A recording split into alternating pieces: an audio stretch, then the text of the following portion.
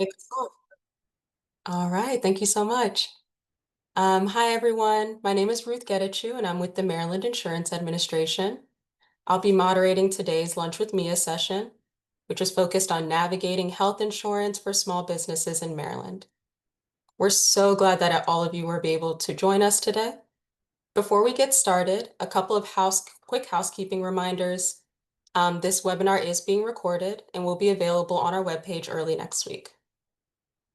Please keep your cameras off and your microphones muted throughout the presentation to minimize any distractions or background noise. And lastly, if you have any questions at any time, please type them into the chat. We will collect them and address as many as we can during the Q&A at the end of the presentation. All right. Today, you'll hear from experts at the Maryland Health Benefit Exchange and the Maryland Insurance Administration. They will walk us through plan options, enrollment resources, consumer protections, and what to watch out for when evaluating coverage. We'll start with Teresa Battaglia from the Maryland Health Benefit Exchange, followed by Commissioner Marie Grant and Sean O'Neill from the Maryland Insurance Administration. After their presentations, we'll open the floor for your questions. We're excited to get started, so let's begin with our first speaker. Please join me in welcoming Teresa Battaglia from the Maryland Health Benefit Exchange. Thank you so much, Ruth, and good afternoon, everyone. Thank you for joining today's webinar. A special thank you to the Maryland Insurance Administration for having the Maryland Health Connection for Small Business present today during the Lunch with MIA series. In today's presentation, I'll discuss what Maryland Health Connection for Small Business is, employer benefits, health plan options, and what is covered under those plans, advantages of enrolling your employees on MHC for Small Business, eligibility for federal healthcare tax credits, resources, and free help from over 2,000 Maryland brokers. Next slide, please. First, I'd like to give you a brief overview of our state agency. We are the Maryland Health Benefit Exchange, and we were created to meet the needs of consumers for health insurance. The Maryland Health Benefit Exchange is a public corporation and independent state agency established in 2011 under the Affordable Care Act. In partnership with state agencies such as the Maryland Insurance Administration, the Maryland Department of Health, and the Maryland of Human Resources, our agency launched the Maryland Health Connection, which is the state's health insurance marketplace. Maryland Health Connection has two websites for our consumers to enroll in health insurance. Maryland Health Connection.gov, which is one website for individuals and families where they can enroll in health insurance plans, check eligibility for tax credit programs like Medicaid and the Maryland Children's Health Insurance Program. It's the only place where consumers can go to access financial help for health insurance in Maryland. Enrollment for individuals and families begins November the 1st through January the 15th for health, vision, and dental plans. The second website is the Maryland Health Connection for Small Business, and that's what we're discussing today. That's where you, as an employer, business owner, entrepreneur, can enroll your employees in health insurance and connect with a Maryland authorized broker for free expert guidance and support. At Maryland Health Connection for Small Business, we also say MHC for Small Business. You can enroll your employees any time of the year, not just during open enrollment. So that's really and truly one of the benefits as an employer, that you can enroll your employees, put it in your business plan that you're considering health insurance for your employees, and go to our website, connect with a broker. To make the enrollment process more streamlined and easier for small business owners, we redesigned the online application process so that employers, employees, and brokers can work together to provide documents needed to get started to enroll in health insurance. This slide shows you what the website looks like. Maryland Health Connection for Small Business. It has a new look, new tools, but the same trusted support. And the website is marylandhealthconnection.gov/small business, but I'll also show you that a little bit later on in the presentation. So next slide, please.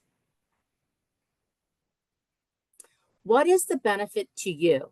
The website truly is your one-stop shop. Everything is streamlined for the enrollment process, consolidated billing for all the employees, and carriers all in one platform. We created this website to be user-friendly. It has tools tailored for the employer and the employee, helpful links and videos that explain the process of the application and walks the employers through every step.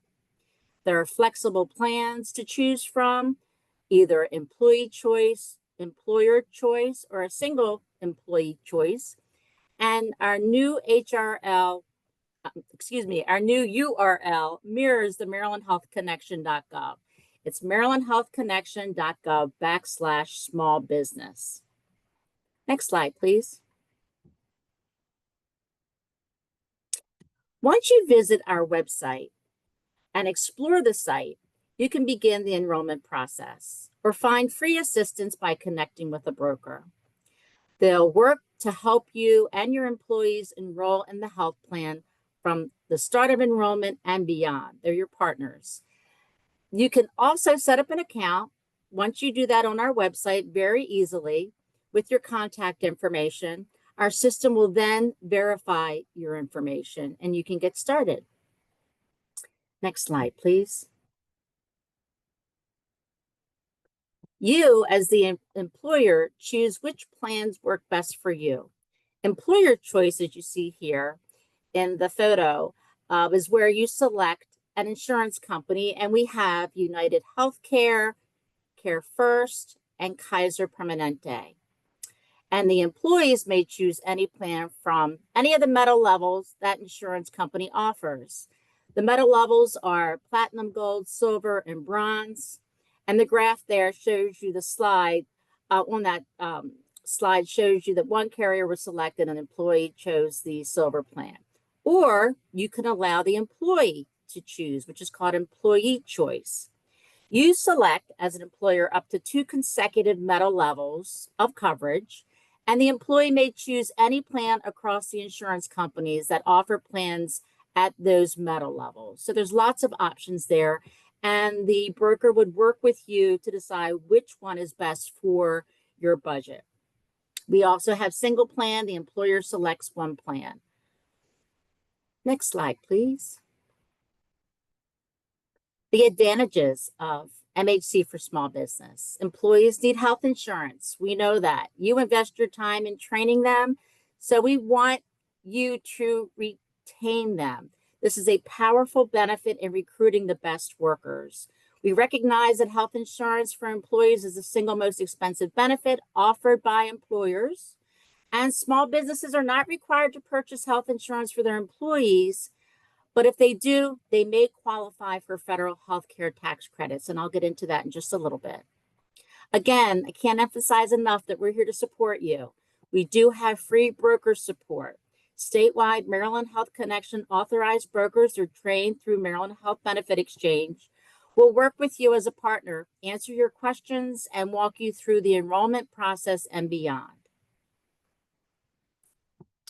This particular slide does show you what the website looks like as far as the employer having their own portal, employee having their own portal, and the broker. But you can see all three of them will be on the website where you can have access to your information and your health insurance plans. Next slide, please. Additional advantages of enrolling your employees. You can claim tax deductions paid on your employee plan premiums for health insurance. And if you have less than 25 employees, you can qualify for the small business health care tax credit that may be claimed for up to 2 consecutive years. So we want you to be successful. We know that this is a big investment, but the federal government does provide you with some tax credits that will help you pay for perhaps the next couple of year premiums on your employees plan. Up to 50% of your contributions to the employee premiums or 35% for a tax-exempt small business may be covered by the tax credit. Tax credit eligibility is determined by the IRS. Employees pay for health insurance plans pre-tax, which lowers their income tax bill. And you retain good employees. They see the value of their employer-provided insurance. Next slide, please. Now let's talk about the small business healthcare tax credit and how that works. Again, your broker will also discuss this with you. In order to be eligible for the tax credit, you must buy your employee insurance through the Maryland Health Benefit Exchange, through the Maryland Health Connection for Small Business Marketplace, have fewer than 25 full-time employees, and your business could qualify if some of them are part-time. Total full-time employees don't include the owner, owner's spouse, or family members. Pay an average salary, annual salary of less than $65,000. That does not include the owner, and this amount changes every year for inflation. Contribute at least 50% towards the employee health insurance premium. So those are some of the eligibility requirements for the small business healthcare tax credit. You can go to the next slide, please. We offer 3 carriers for the small business marketplace: CareFirst, Kaiser, and United Healthcare. All are licensed and approved in the state of Maryland. What's covered? All plans cover preventative care, doctor visits, hospitalizations, emergency care, pediatric care, mental health and wellness care, including dental and vision, prescription drugs, lab tests, and much more. Substance abuse treatment. So all of our plans have a comprehensive plan for the individual employee. Next slide, please. And we're here to help you. We have brochures, fact sheets, broker support, and you may see our team at any special small business event or conference providing outreach and education to help small businesses in Maryland thrive. If you see our team, please stop over at our table and pick up some information and receive a gift from us. We have hat, notepads, and seed packets because we believe that small business owners, you plant one seed at a time to help your business grow and be successful. And we want to be a part of your business success. Next slide, please. We have a lot of enrollment support for you to help you enroll your employees. And once again, free broker support. Here's just a list on our website of the call center for the brokers, employers, and employees. We've tried to make this as easy and streamlined as possible for our small business to be able to enroll their employees through health insurance, through our exchange. And the next slide, please. You can find MHC authorized broker assistance right on our website. You can click on find assistance and you just simply type in your zip code of where your business is located. And once you type in your zip code, you'll start to see like a GPS system of all of the brokers that are within your area that are authorized through the Maryland Health Benefit Exchange will pop up. And you can scroll through and see which one you'd like to select to start a conversation with. I tell a lot of small businesses, put it in their business plan for the year that you'd like to have health insurance for your employees, and go to our website, connect with a broker, and just start a conversation as to what you need to do to get ready and prepared. Next slide, please. And here's my contact information. If you have any questions, please reach out to me at any time. My name, once again, is Teresa Battaglia, and my email is teresa.battaglia@maryland.gov. And now I'd like to hand the next part of the presentation over to Commissioner Grant from the Maryland Insurance Administration. Thanks so much, Teresa. Good afternoon, everyone. It's great to be with you today. I'm Marie Grant. I'm the Maryland Insurance Commissioner. I'm going to talk a little bit about the sale of level funded plans that we're starting to see some more evidence of in the market to our small employers. talk about the differences between fully regulated plans under our market and just some of the things to watch out for. Next slide. This is a, a big important disclaimer, and just want to say this presentation doesn't constitute legal advice. There are items in here that any small business should really be talking about carefully with a trusted financial advisor, an attorney or insurance producer. And so that's the hefty disclaimer we're going to start with. Next slide. Okay, a little bit about the Maryland Insurance Administration. We are an independent state agency in Maryland that regulates our $49 billion industry. I just got that updated number. So we do that with a small but mighty team. We license insurers, and we also license insurance agents or brokers. We examine the business practices of all of our licensees to ensure compliance with Maryland law. We monitor the solvency of our domestic insurers because we want to make sure those insurers can pay out the promises they've made to Marylanders. We review and approve insurance policy forms, and we also look at rates. And we also investigate consumer and provider complaints and allegations of fraud. And then finally, we have an amazing education and advocacy team, which is part of why we're all gathered here today. Next slide. All right. So this slide, the heading is small business health insurance options. But really, this is true for all businesses. There are two choices that an employer can make. They can go with a plan where the risk is on the insurer. We call that being fully insured, and that is typically when small employers buy coverage. That is typically the route that small employers choose. And as Teresa talked about, the plans available through our health insurance marketplace and those tax credits that Teresa was just talking about, those are all in the fully insured space where the risk is on the insurer themselves. And additionally, for small employers, there's no health status rating. Everything is done on age. And the total, the price is dependent on age as well as the health of the overall health of the pool.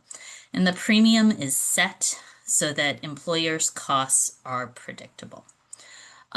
So something larger employers have done for a long time, but a trend that we are starting to see bubble up with small employers here in Maryland is looking at being self-funded or self-insured.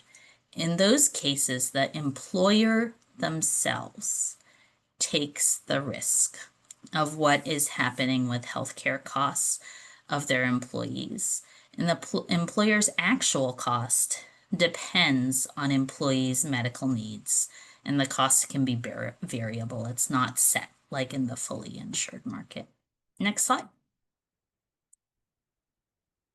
So generally, employers who self-insure buy some sort of stopgap. And typically that is a medical stop-loss plan. So often this is, again, something employers buy. They buy this stop-loss insurance. I do want to emphasize that stop-loss insurance policies are subject to regulation in Maryland. There are a number of requirements in section 15-129 of the insurance article that set out requirements for stop loss. And they also set out specific requirements for stop loss insurance offered to small employers. They also set out specific notifications that carriers have to offer to small employers about stop loss insurance. So, and typically stop loss insurance begins to pay for an employer's claims costs after medical costs reach a certain dollar amount. And that may be for a single individual covered by a plan, and they often refer to that as a specific attachment point, or all people covered by the plan, and that can be referred to as an aggregate attachment point. Okay, next slide. So what is a level funded plan? Well, a level funded plan is just self-insurance with a stop loss policy at its core. But what is different, I think the prevalence of why these plans may be growing here in Maryland and nationwide is that they have been designed and marketed in some cases to make the look and feel of the experience more like a typical fully insured plan. But these plans are still exempt from quite a bit, and we're going to get into some of the details of how the plans work, and then or how the arrangements work, I should say, and then what small employers should be keeping an eye out for. So first of all, a self-funded plan is actually a self-insured arrangement with a stop-loss policy. And so it is exempt from state required benefit mandates and regulations. And that's because the regulation of that small employer or self-insured arrangement itself is preempted by ERISA. And it's also exempt from certain Affordable Care Act mandates in that there can be underwriting based on employees' health or on health status, and there's no loss ratio rule to limit administrative costs. Level funded plans are still subject to a number of laws, and we're going to talk a little bit about that in a second, because essentially, again, that small employer becomes the almost like the little insurer, right? And there still needs to be compliance with certain federal laws, such as mental health parity, as well as ACA reporting. Next slide. So generally how these arrangements work is that the employer pays a monthly amount that typically includes three parts: contribution to a reserve fund to pay for employees' claims costs, fee for an administrative services organization to manage medical and pharmacy claims, and then premiums for stop-loss insurance that may limit the employer's liability for specific costs and aggregate costs. Next slide. So the reserve fund is often used to pay for employees' claims during a contract year and at year end. And again, these arrangements may vary, but this is a general description of what might be happening in the market. But in general, if there's money left in the fund, the employer may get a refund or may apply it to next year's premium, again, depending on the arrangement. If claims costs are higher than expected in any month or at year end, then perhaps that stop loss coverage will kick in and address it.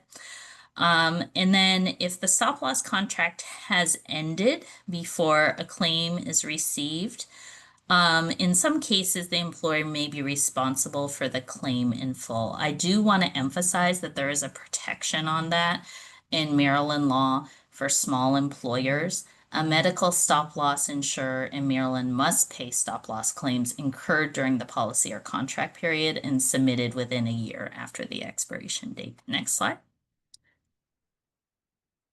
All right, so this is a visual of how these plans work. On one side, on the left, again, we have our traditional insurance arrangement that when small employers purchase coverage, most of them are purchasing this type of arrangement on the left, where there is a fixed premium that covers all medical claims for the year, as well as administrative costs of the health plan, including commissions, taxes, etc. On the right, again, as an illustration, is what a level funded plan or arrangement can look like, where there are fixed costs for the stop loss insurance itself and some of the administrative costs, but the claims paid out may be variable. Next slide. Okay, so this is some of these duties were actually listed on a major brokerage website. And again, I don't want to give legal advice, and we are at the MIA are certainly not the last word on federal law. But these are some examples that were included on major brokerage websites as what employers who buy a level funded arrangement or enter into that arrangement must do. Including meeting document and reporting requirements of the Department of Labor, the IRS, and CMS. Understanding the coverage of the policy as state mandated benefits, unless it's part of the contract, aren't required by law in these situations.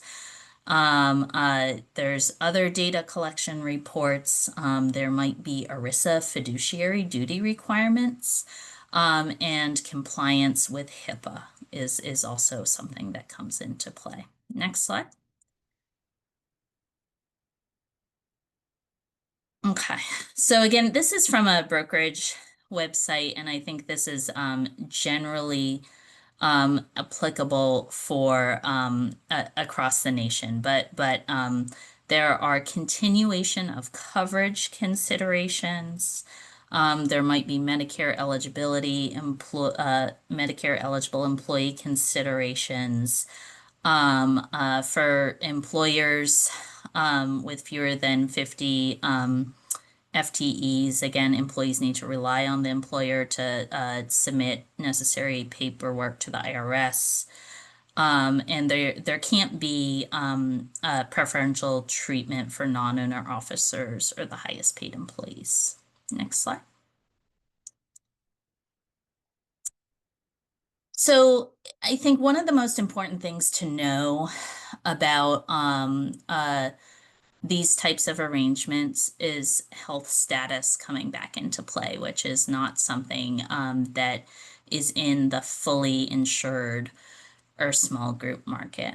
Small employers can be rejected from buying a level funded plan due to the health status of the small employer's employees. I will say there are some important protections in Maryland law that small employers should be aware of that apply to stop loss policies. And those do include, these plans can't exclude employees or dependents on the basis of an actual or expected health status related factor. And so that's really something to keep in mind. But the other thing is that the small employer can end up taking on more risk, and then with a higher probability of large rate increases if the health status of the pool changes. There can be more administratively complex requirements. First of all, in the arrangement itself, right? Because again, it's a stop loss plus a self-funded arrangement compared to fully insured coverage. And then in general, for every healthcare dollar, there's a higher percent of fees going to administration for these types of arrangements. Next slide. So here's our contact information. If you have any questions about any of the topics we've covered today or anything else, please don't hesitate to reach out to us. And I hope this information is useful and gives small businesses something to think about if they are considering a level funded arrangement as opposed to one of our fully insured benefits under Maryland law. Thanks very much.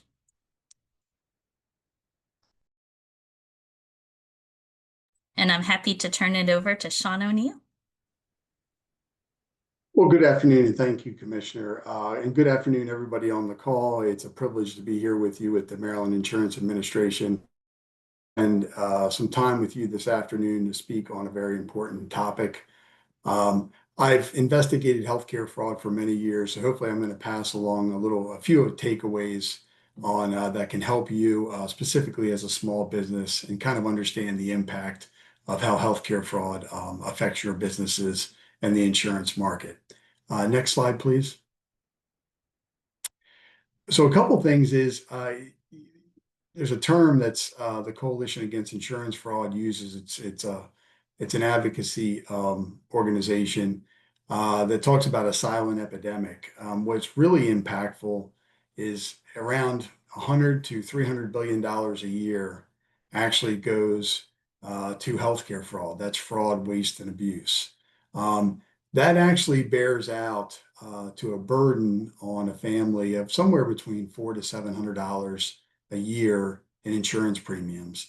Today, we're going to kind of just pick apart that, and we're going to take a little bit of a deeper dive into three areas, which is one, unauthorized health plans, schemes, and then some mitigation strategies. Next slide, please.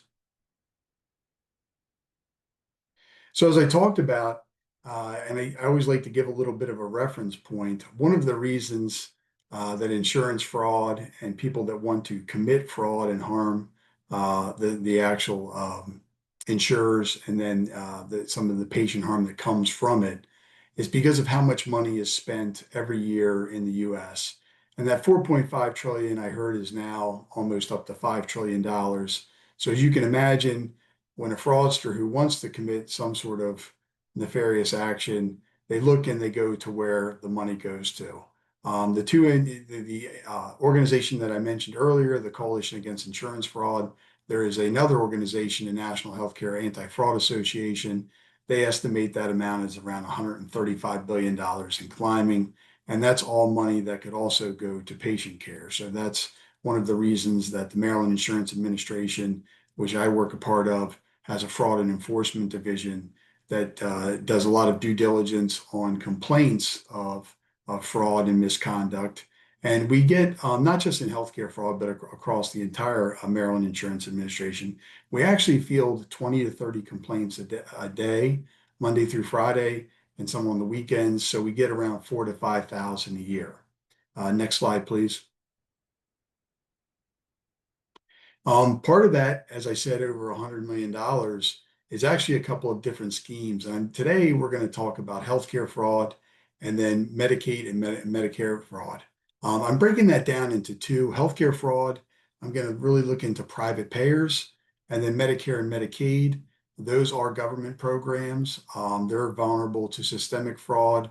And even though Medicaid is administered and adjudicated through the state, for a large part, at least 50% of that actually does come from the federal funds that flow down to the state, and that is true here in Maryland.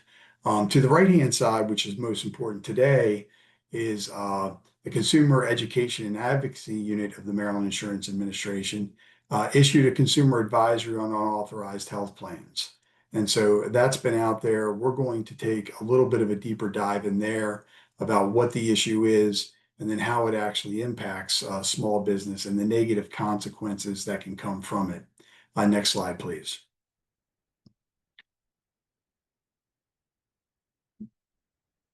So to begin, unauthorized health plans in 2010, the Affordable Care Act, part of that mandated requirements, which is called what we call the MEC, which is minimum essential coverage. Okay, and then what that means is there are levels of coverage that are written into that bill, the federal legislation, that have to be met before that plan is actually qualified. As you can imagine, and we're going to step down into this, there are a bunch of programs that come online. Most of them are lower cost plans. It doesn't mean that they're not MEC qualified, but that do not meet those minimum requirements. There's a myriad of issues that come from not doing that. If you look at qualifying plans, Medicare, Medicaid, TRICARE that comes from the military, they're all qualifying plans. Some of the other ones, discount plans, health sharing ministries, it depends on how they are funded, but many of them are non-qualifying, and they will try to rely on the ERISA, the federal law, which kind of creates kind of a gap. And we'll discuss that a little bit more. Next slide, please. So what is an unauthorized health plan? It's exactly that. It doesn't actually meet the Affordable Care Act guidelines of MEC coverage. Many times that is led by deceptive practices. And what I mean by that is they will misrepresent and claim that their plans are ACA compliant when in fact they are not. And it is not until someone gets sick or ill, which we all know happens, at the most unexpected times, that they realize that the plan is not one of those. There is help on the way, and I'll get to that in a couple of slides. And there is a regulatory gap. These plans that use deceptive practices tend to rely on pointing the finger that they don't need to be regulated by the states, that they're covered by ERISA and they're self-funded.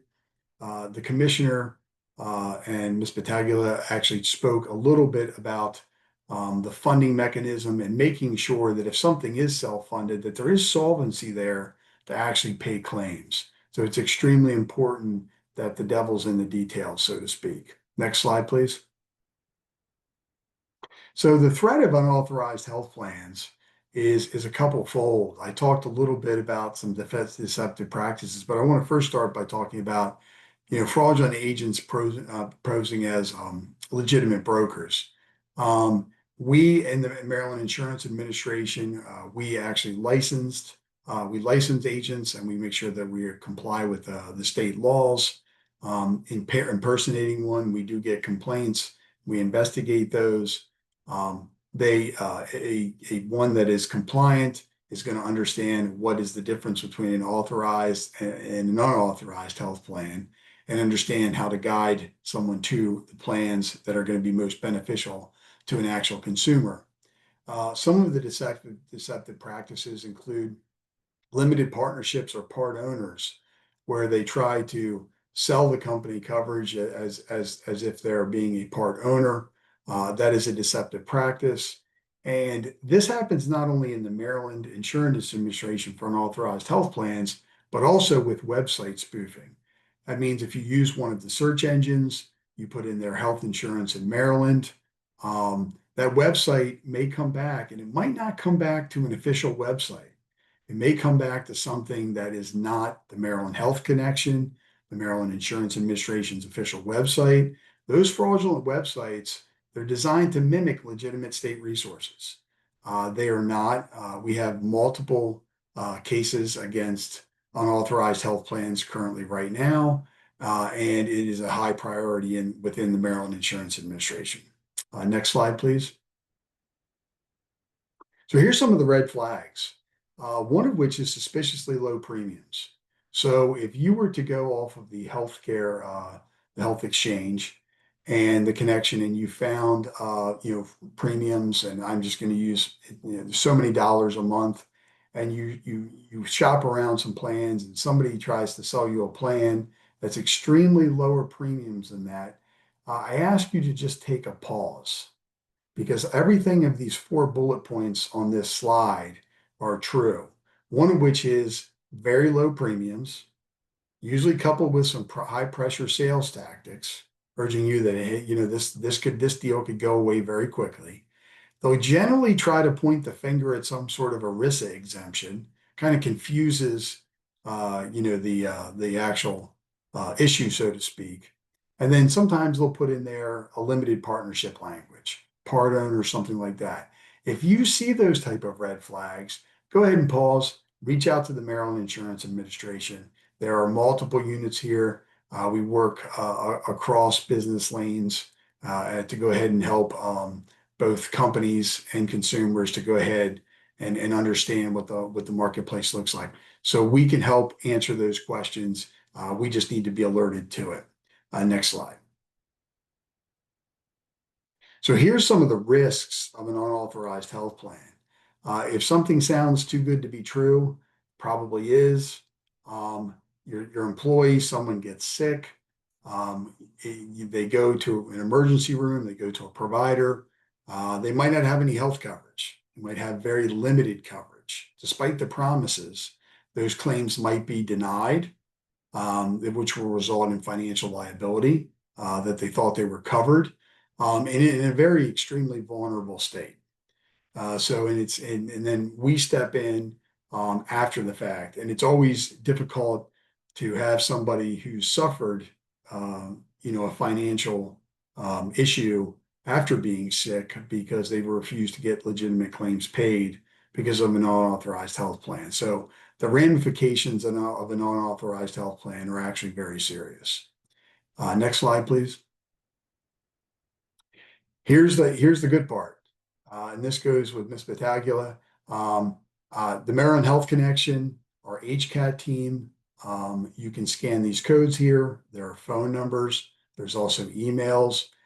If a health plan sounds too good to be true, if you have a pause, you have questions, you are curious as to whether that plan actually qualifies as an actual authorized health plan and meets the MEC requirements, go ahead, reach out for us. That's what we're trained to do. We can go ahead and point you in the right direction. We can also make sure that you are on the state official website and getting state official resources. So it's very important. So you're not out there alone. There's always there's always someone out there. And as a catchphrase I always use, phone a friend. That's at the Maryland Insurance Administration. Give us a call, send us an email, and we'll get you to the right resource. Next slide, please. I wanted to touch on just a real quick on some schemes that happen and that hit quite quickly. And I say this from a standpoint in July, my 83-year-old mother who lives in Carroll County, after a hospital stay, had her Medicare information and her supplemental information stolen and then fraudulently billed for durable medical equipment and wound care supplies. So there's a myriad of healthcare insurance fraud schemes that are going to hit that could potentially hit that hurt the system. And those are for billing services not rendered. That happened in my mother's case. Inflating bills, meaning adding a modifier. Instead of seeing a doctor for 15 minutes, they bill for it as if they saw you for an hour. Performing unnecessary services, and then charging a code that is not appropriate for the level of care that was actually performed, actually choosing a much more expensive code. And then just generally using patient information to file false claims. That's what happened. And what happens there is it hurts the actual patient in that you have to unravel that. You have to contact each one of the carriers. In this case, I contacted Centers for Medicare and Medicaid Services, as well as her supplemental insurance, to let them know that the information she did not receive the supplies that were gone. And if we could just not even move forward, just hit the button one time. I think what's important here, if we go next slide, is go back one. Yeah, I'm sorry. Yeah, there we go. Is realistically is so everything that comes through, whether it's electronically or whether it comes through the mail, an explanation of benefits, what's called an EOB, is sent out for every patient. And so encourage your employees, encourage your family members to take a close review of that. It could even be put into an electronic health format where it could be like a MyChart where you go in there. It's great to go in there once a month, check to see exactly what you've been billed for and then who you've been billed for by, meaning the provider, the health system. And if something doesn't look right, you can contact, and we'll have contact information in a minute. You can contact a couple of different ways, actually the Fraud and Enforcement Division of the Maryland Insurance Administration, and we'll go ahead and take a look at that. Next slide, please. So a couple things, two takeaway slides here, one of which is the information that you've obtained today. Keep your employees up to date. So implement those regular training sessions to help them identify suspicious bills, protect their medical identity. Commissioner Grant talked a little bit about personal health information, which we call PHI. That is very extremely important. Investing in secure HR systems for authentication protocols, audit access, those type of things. So that information doesn't get out there because as soon as it gets out there, it can be billed and the damages can be very extremely devastating to the market itself. And then when selecting insurance providers, you can always ask to investigate their fraud prevention measures. Do they have a special investigative unit? Make sure that they protect themselves. This is really a multi-layered approach to fraud prevention that comes through, combines education, technology, and partnerships. And then next slide, please. And so steps for action. We always like to leave takeaways. If you see something, say something. If you report suspected fraud, you think something's fraudulent, contact the Maryland Insurance Administration. The numbers there, we also have it on the next slide coming up. You can also report it online at our official website. There is a tab there to go ahead and report suspected fraud. It will be reviewed. We review them on a daily basis and we triage them. It's very important, secondly, to protect your information, not only your personal identifying information, but also your medical information. So if someone calls you and asks you, I want to confirm your date of birth and social security number, and you don't know where the number's coming from, ask them to call them back. Take their number, give them a call back, make sure that they're calling from where they're coming from. They may be calling to get information from you and use it for some sort of not good purpose. It's really, we always say document everything and then support public awareness. Tell a friend about today's webinar. Tell them about what you learned. We're happy to do more in partnership with the Consumer Education and Advocacy Unit here at the Maryland Insurance Administration. So knowledge is power. Next slide. And so there's our contact information. So website is there, our fraud division hotline is there, the email that goes directly, and several of this will go ahead at fraud@maryland.gov. If you put in a complaint there and send in what's going on, we will go ahead and we review those daily. And then if you have any other overarching issues, training issues, you want to request training, Patty Dorn, who is the Associate Commissioner of the Consumer Education and Advocacy Unit, she responds quite quickly to everything, and she's a valued member of our team. I will hand this back to Ruth for questions, not only of me, but the other two speakers, and I certainly appreciate your time today. Thank you, Sean, and thank you, Commissioner Grant and Teresa, for your presentations today. I have been keeping an eye on the chat and I haven't seen any questions come through, but I do want to make sure that folks on this call get an opportunity to ask any questions that they might have. So if you weren't able to use the chat function to ask your question, I would ask that you do unmute and take this opportunity to ask any questions that you might have.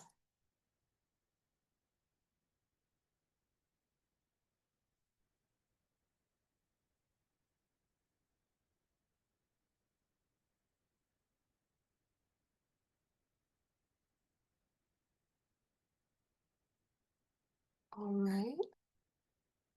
Alrighty, well, I have a few questions from our team that I would love to get the presenters' opinions on. If folks do have questions as they listen to some of these responses, please feel free to add them into the chat and we'll address them as we can. So first question I have is actually for Sean. How can a consumer be sure that they are at the Maryland Health Connection or any other government agency website? What are some of the red flags that they should be looking for on the site? Yeah, so yeah, a couple of different things. One of which is it should be a .gov website. When spoofed websites actually come up, it's very important when you look at Health Connection or anything like that, and you look at the actual email or web address. Many times there could be an exact digit off. It could be .org, it could be .com, it could be a various bunch of the modifiers there.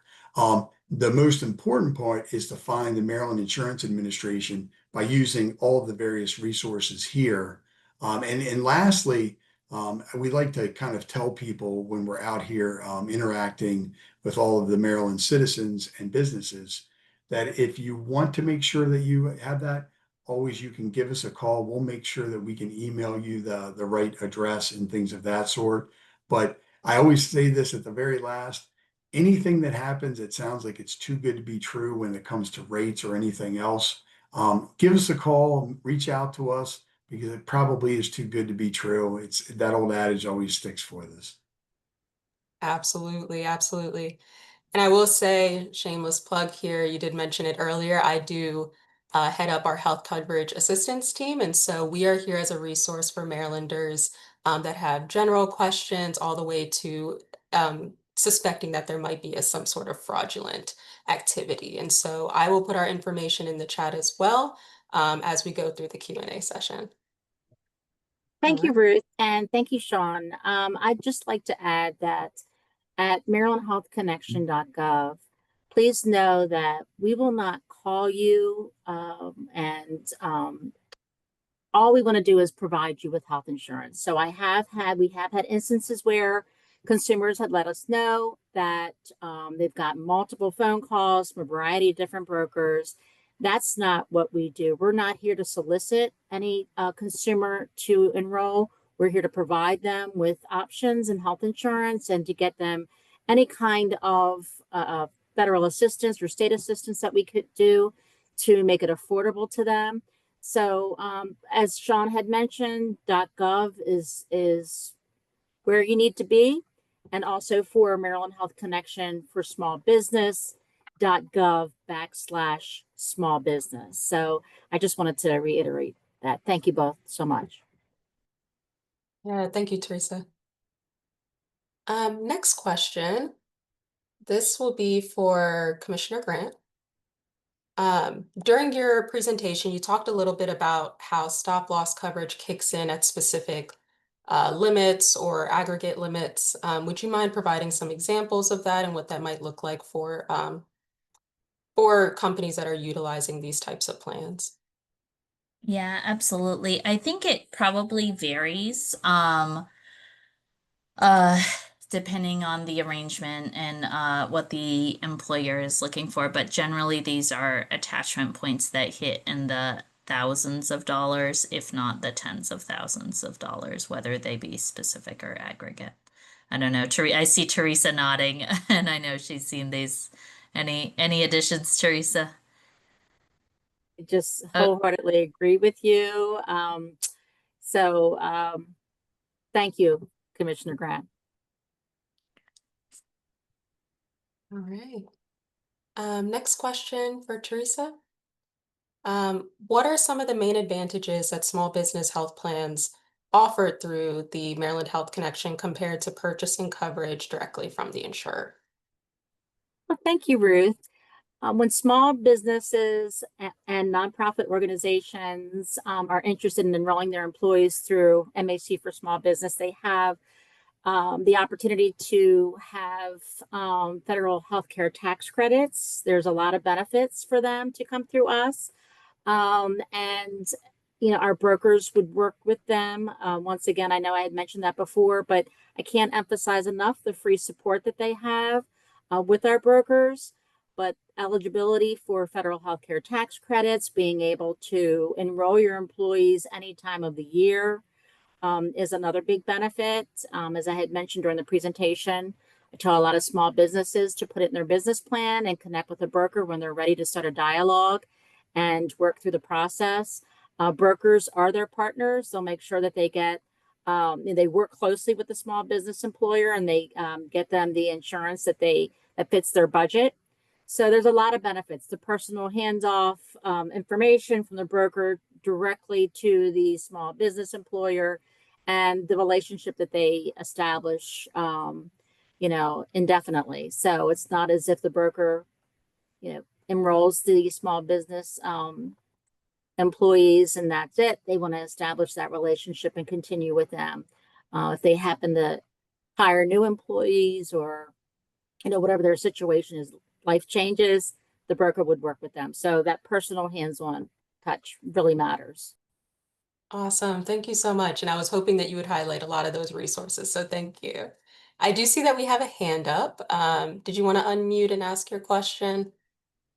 Yes, hi. My name is Mimi Hyla Gavrel. I'm the Small Business Program Manager at MHPE. I just wanted to add to that question that Teresa answered so very, very well. In addition to the tax credits, that's one of the advantages for small businesses coming through MHC for Small Business.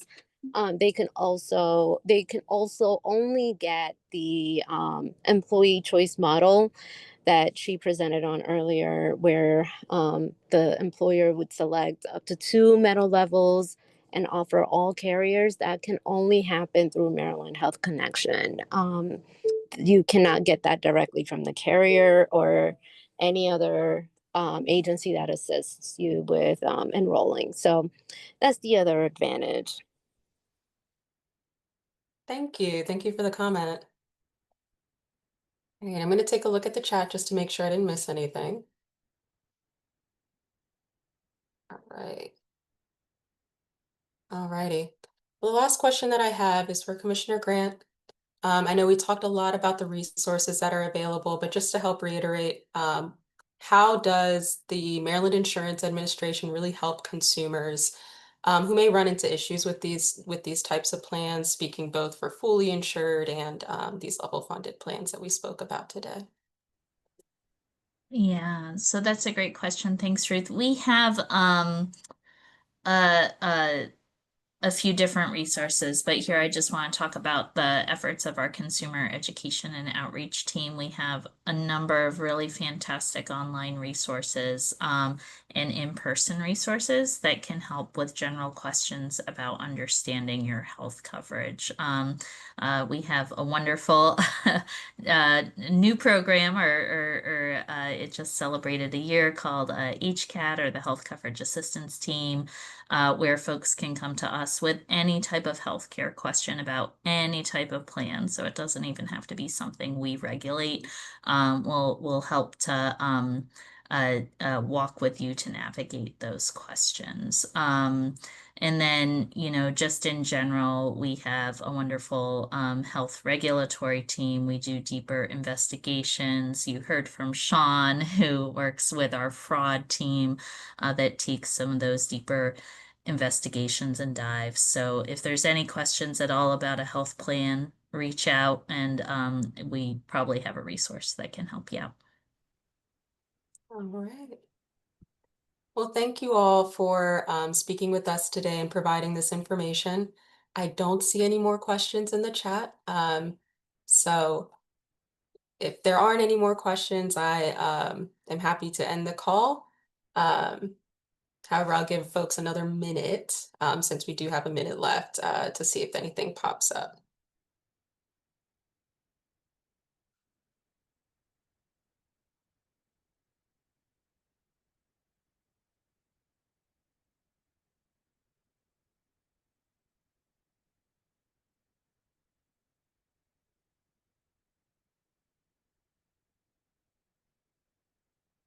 Right.